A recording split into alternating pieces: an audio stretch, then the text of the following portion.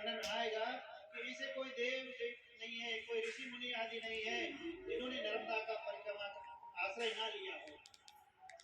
पूज्य गुरुदेव महाराज जी बोलते थे कि नर्मदा क्षेत्र में दोनों तट पर प्रकट रूप में तो संतों के आश्रम है ही प्राय घाट घाट में, लेकिन गुप्त रूप में शुद्ध लोग अपने कमंडलों से कमंडल लगा करके ध्यान साधन भजन कर रहे हैं।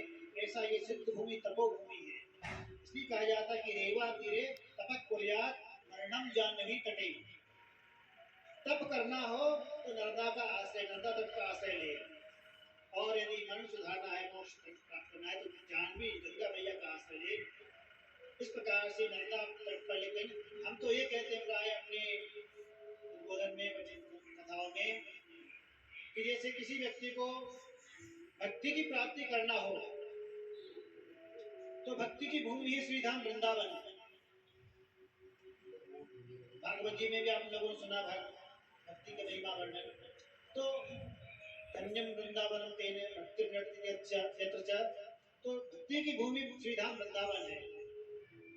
ज्ञान की प्राप्ति करना हो तो ज्ञान की भूमि काशी है। काशी अनादि काल से जो है ज्ञान की भूमि रही। और वैराग्य की प्राप्ति करना हो तो वैराग्य के लिए कहते हैं कि श्रीधाम अयोध्या का सेवन करें। माने एक ही जगह भक्ति ज्ञान वैराग्य की प्राप्ति करना हो तो अलग अलग तीर्थों में स्थान में रहना पड़ेगा।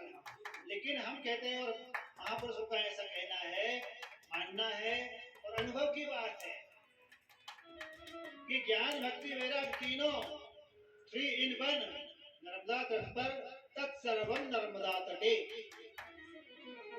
नर्मदा जी के तट पर ये तीनों की प्राप्ति होती है, ज्ञान की भी, वैराग्य की भी और भक्ति की भी प्राप्ति होती है। ऐसी नर्मदा मैया है। बोले नर्मदा मैया की जय। तो यहाँ पर कहते हैं कि सहस्रों यज्ञ करने का जो फल प्राप्त होता है वह सब जो है नर्मदा जी के करने से प्राप्त होता है। और कहते हैं कि मुच्यते सर्पापेभ्यो रुद्रस्य रसनम यथा। भगवान महादेव का ये वचन है, कहना है उनका कि समस्त पापों से मनुष्य निवृत्त हो जाता है, पाप रहित हो जाता है, पुण्यात्मा बन जाता है।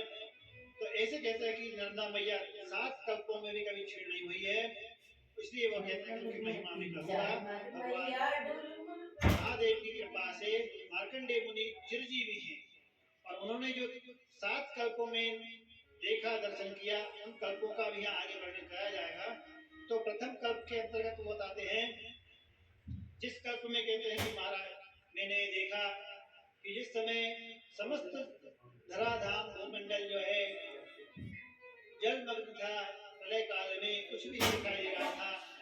उस समय कहते हैं कि मैंने इधर उधर भटकता रहा, कहीं कोई अपना आश्रय नहीं देखा। और बाद में कहते हैं कि मैं जब जल में अपने बाहुओं के भुजाओं के बदले की मैंने वहां पर वराह को देखा। वो वराह रूप में कोई और नहीं थे, साक्षात महादेव ही थे उस रूप में। और उन्होंने कहते कि मुझे दर्शन दिया और वहीं पर मुझे नर्मदा जी की भी दर्शन हुआ, उनको भी मैंने वहां पर देखा। इस प्रकार कहते हैं कि मैंने समस्त उस काल में, प्रलय काल में भगवान महादेव का दर्शन करने के बाद में और उनकी कृपा से नर्मदा जी को भी देखा। अन्य सारी नदियां तो विलीन हो गई, लेकिन नर्मदा जी उस कल्प में भी विद्यमान देखी। थका होने के कारण मैंने वहां पर विश्रांति प्राप्त की, आराम किया और अनेक जलचरों को भगवान